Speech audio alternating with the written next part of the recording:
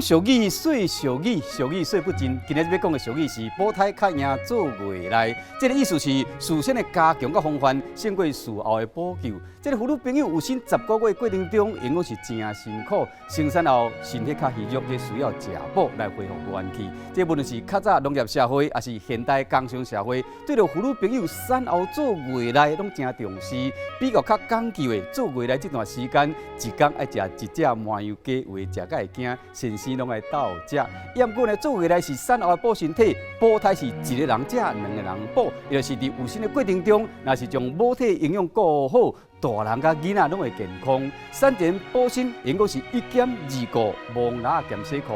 万样代志，若讲事先做好准备，唔拿时间较长，而且事半功倍。今日即讲的俗语是保胎较赢做未来。